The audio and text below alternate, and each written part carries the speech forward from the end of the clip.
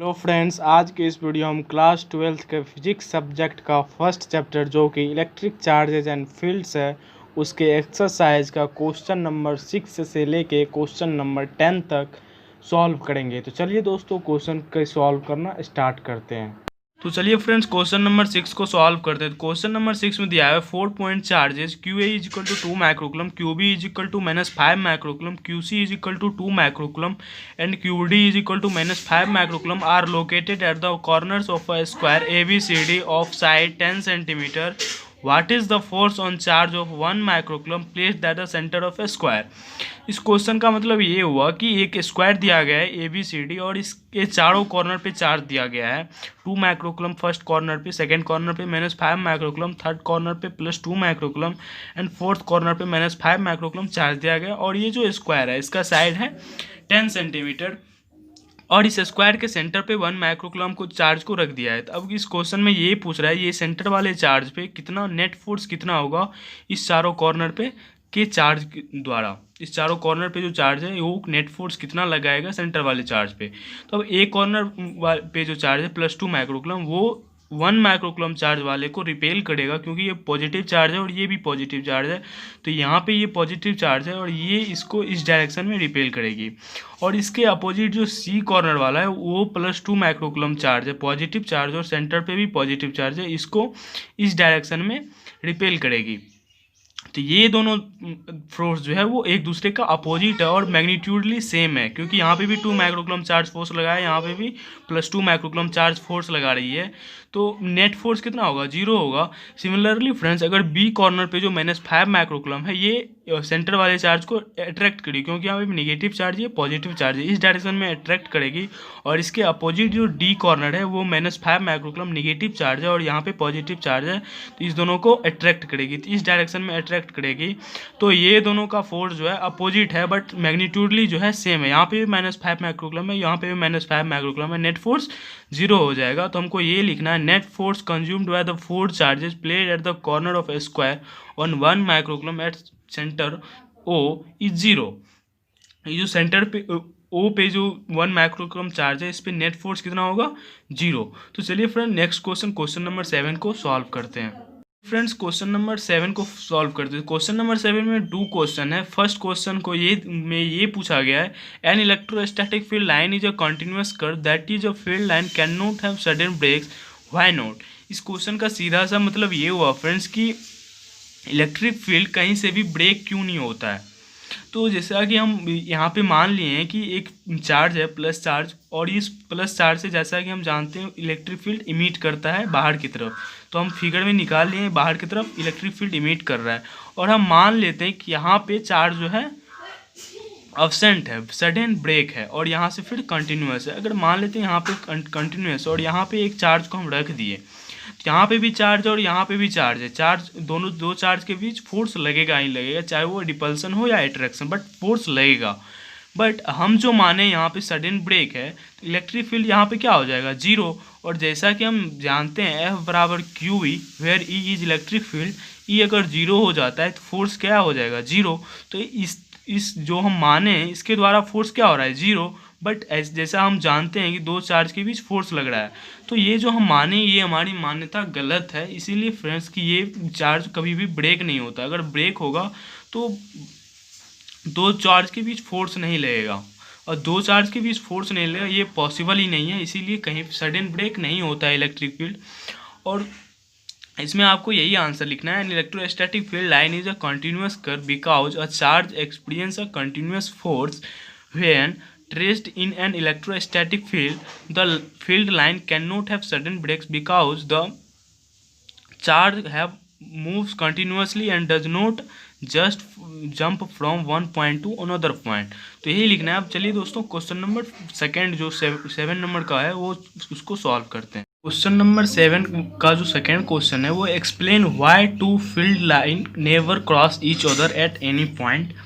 तो इसमें इस क्वेश्चन का मतलब ये हुआ कि दो इलेक्ट्रिक फील्ड कभी भी एक दूसरे को कहीं भी क्रॉस क्यों नहीं करते हैं। जैसा कि हम मान लेते हैं electric field, first electric field ये हुआ फर्स्ट इलेक्ट्रिक फील्ड ये हुआ और सेकेंड इलेक्ट्रिक फील्ड ये हुआ, और इस पॉइंट पे मान लेते हैं इसको पी पॉइंट पे क्रॉस करती है।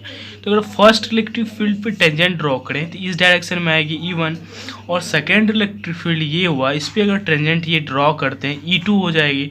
तो पी पॉइंट पे दो इलेक्ट्रिक फील्ड का डायरेक्शन आ रहा है, E1 एंड E2। एक पॉइंट पे दो इलेक्ट्रिक फील्ड का डायरेक्शन कभी नहीं हो सकता, ये इम्पॉसिबल है। इसीलिए two electric field lines never cross each other. तो फ्रेंड्स इसमें हमको ये लिखना है, if two electric line cross each other at यहाँ पे रिपीट हो गई, each other at a point, then electric field intensity will show two direction at that point. This is not possible, hence two field line never cross each other. Friends चलिए question number 8 को solve करते हो। Question number 8 में दिया है two pointed charge Q is equal to 3 microcoulomb, Q B is equal to -3 microcoulomb are located 20 centimetre apart in vacuum. इसमें इसका पहले फिगर बना लेते हैं कि दो चार पॉइंट है ए और बी, या ए पे है +3 माइक्रोकुलम, बी पे है -3 माइक्रोकुलम। इस दोनों का डिस्टेंस जो है 20 सेंटीमीटर है, A B is equal to 20 centimetre. तो वैक्यूम में है। ए में पूछ रहा है what is the electric field at the point mid point O of the line A B joining the two charges. इसमें पूछ रहा है कि एक मिड सेंटर पे ओ पॉइंट है जो कि सेंटर पे है, इस सेंटर पे कितना इलेक्ट्रिक फील्ड होगा। सबसे पहले हम ए पॉइंट के द्वारा हम यहाँ पे इलेक्ट्रिक फील्ड निकाल लेते हैं, उसके बाद बी पॉइंट के द्वारा हम यहाँ पे इलेक्ट्रिक फील्ड निकाल लेंगे और दोनों को ऐड कर देंगे। तो सबसे पहले हम इसको इलेक्ट्रिक फील्ड निकालने से पहले ये डिस्टेंस हमको पता होनी चाहिए। हमको ये डिस्टेंस नहीं दिया बट हमको डिस्टेंस ये पूरा का दिया हुआ है। तो पूरा दिया है 20 सेंटीमीटर और ये सेंटर पे है, तो ये डिस्टेंस और ये डिस्टेंस इक्वल होगा। तो ओ ए बराबर ओ बी, और ये आधा हो जाएगा बिकॉज सेंटर पे है, तो 10 सेंटीमीटर हो जाएगा। इसको मीटर में कन्वर्ट करेंगे तो 1×10⁻⁻1 मीटर हो जाएगा। तो अगर हम ए पॉइंट के द्वारा इलेक्ट्रिक फील्ड निकालें तो इलेक्ट्रिक फील्ड का फॉर्मूला होता है 1/4πε0 Q1/OA² या AO²। तो 1/4πε0 का वैल्यू होता है 9 × 10⁻9 इंटू क्यू का वैल्यू है +3 microcoulomb, it means 3 × 10⁻⁻6 because micro मतलब 10⁻⁻6, और ओ ए का वैल्यू होगा 10⁻⁻1 मीटर। तो 1 × 10⁻⁻1 ओ ए का स्क्वायर है, तो इसका होल स्क्वायर आ जाएगा, और यूनिट होता है इलेक्ट्रिक फील्ड का न्यूटन पर कुलम। तो इलेक्ट्रिक फील्ड हो जाएगा 9 × 10⁻9 इंटू 3 × 10⁻⁻6 डिवाइडेड बाई 1 × 10⁻⁻1 का होल स्क्वायर न्यूटन पर coulomb along A B. Due to ये चार्ज के द्वारा इतना इलेक्ट्रिक फील्ड हो जाएगा। अगर हम इस चार्ज के द्वारा हम इलेक्ट्रिक फील्ड यहाँ पे निकालते हैं तो क्या आता है हम ये देखते हैं। अगर हम E1 को कैलकुलेट करते हैं तो वो आ जाता है पूरा कैलकुलेट करके 27 × 10⁵ न्यूटन पर कुलम। आप भी कैलकुलेट कर लीजिएगा। अब हम सेकेंड चार्ज बी पॉइंट के द्वारा हम इलेक्ट्रिक फील्ड निकालते हैं तो E2 बराबर होता है 1/4πε0 Q2/r² हो जाएगा, क्योंकि सेकेंड चार्ज था बी पॉइंट। तो 1/4πε0 का वैल्यू होता है 9 × 10⁹, Q2 का वैल्यू होता है -3 × 10⁻⁻6, और r² का वैल्यू 1 × 10⁻�1, क्योंकि ए और ओ भी इक्वल था, इज इक्वल टू इसको भी कैलकुलेट करते तो 27 × 10⁵ न्यूटन पर कुलम हो जाएगा along O B. Same direction होगा और मैग्नीट्यूड भी सेम था, बस जो साइन था वो पॉजिटिव चार्ज था, यहाँ पे निगेटिव चार्ज था, बस मैग्नीट्यूड सेम होगा। 27 × 10⁵ न्यूटन पर कुलम एलोंग ओ बी हो जाएगा, और ये भी एलोंग ओ बी होगा। तो दोनों सेम डायरेक्शन में है, दोनों अगर सेम डायरेक्शन है तो उसका एडिशन अलजेब्रिक मेथड से हो जाएगी। तो net electric field at point O क्या हो जाएगा, E = E1 + E2 हो जाएगा। E = 27 × 10⁵ into 27 × 10⁵ is equal to हो जाएगा 54 × 10⁵। तो E = हो जाएगा 5.4 × 10⁶ न्यूटन पर कुलम एलोंग ए बी। तो यही आ जाएगा इलेक्ट्रिक फील्ड ओ पॉइंट पे। अब सेकेंड बी नंबर जो पूछ रहा है फ्रेंड्स क्वेश्चन, वो है बी नंबर में पूछ रहा है what is the electric field at ये था। बी पूछ रहा है if negative test charge of magnitude 1.5 × 10⁻⁻9 coulomb is placed at this point, what is the force experienced by the test charge. इसमें क्वेश्चन ये पूछ रहा है अगर यहाँ पे 1.5 × 10⁻⁻9 कुलम चार्ज यहाँ पे रख दें तो इस चार्ज पे कितना फोर्स लेगा इस दोनों के द्वारा। चलिए दोस्तों इसको कैलकुलेट करते हैं। तो हमको टेस्ट चार्ज दिया हुआ था 1.5 इंटू 10 का पावर -9 कूलम, और इलेक्ट्रिक फील्ड हम उस पॉइंट पे अभी फाइंड किए हैं 5.4 इंटू 10 का पावर 6 न्यूटन पर कूलम। तो हम जानते हैं force is equal to charge into electric field. तो चार्ज हमको दिया है 1.5 इंटू 10 का पावर -9 इंटू इलेक्ट्रिक फील्ड है 5.4 इंटू 10 का पावर 6। तो फोर्स जो हो जाएगा उस टेस्ट चार्ज पे वो हो जाएगा 8.10 इंटू 10 का पावर -3 न्यूटन। इसको अगर हम कैलकुलेट करें तो फ्रेंड्स क्वेश्चन नंबर 8 का आंसर यही हो जाएगा। अब चलते हैं नेक्स्ट क्वेश्चन, क्वेश्चन नंबर 1.9 पे। तो फ्रेंड्स क्वेश्चन नंबर 9 में दिया है a system has two charges Q A is equal to 2.5 into 10 का power -7 coulomb and Q B is equal to -2.5 into 10 का power -7 coulomb located at the points A जो है वो 0,0, -15 centimetre and B 0,0, +15 centimetre respectively. What are the total charge and electric dipole moment of the system.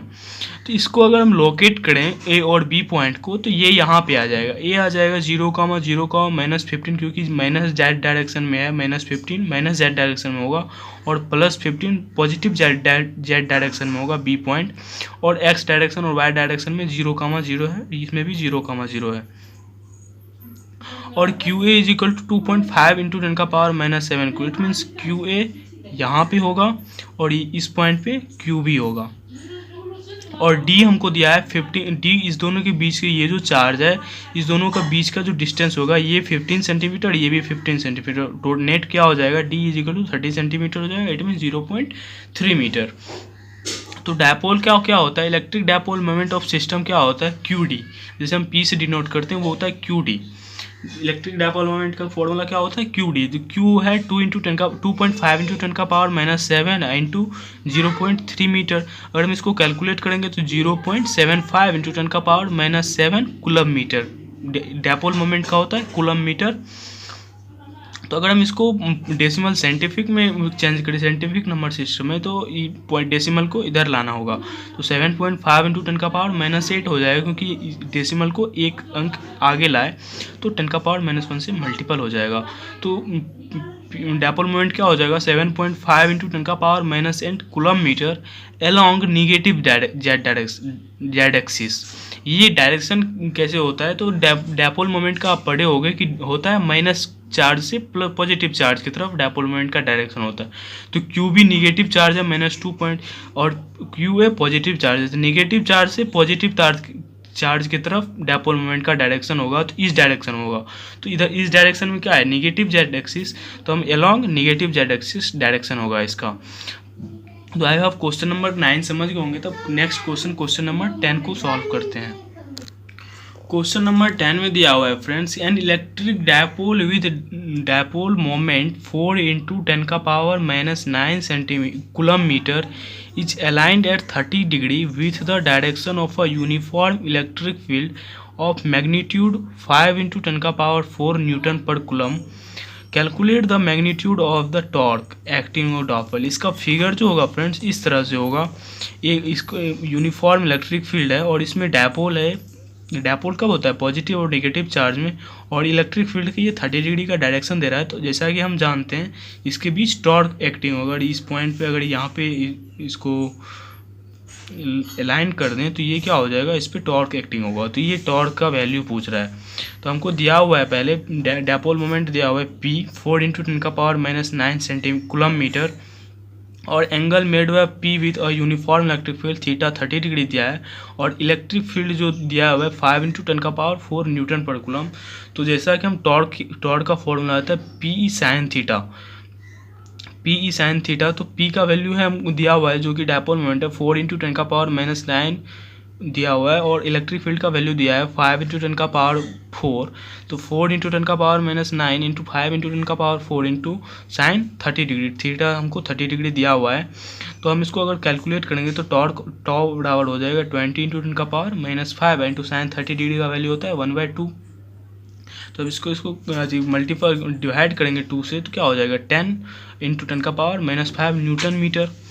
तो टॉ बराबर क्या हो जाएगा, अब 10 इंटू 10 का पावर -5 को हम सॉल्व करेंगे तो 10 का पावर -4 न्यूटन मीटर। टॉर्क हमको आ जाएगा 10 का पावर -4 न्यूटन मीटर। तो thank you for watching my video.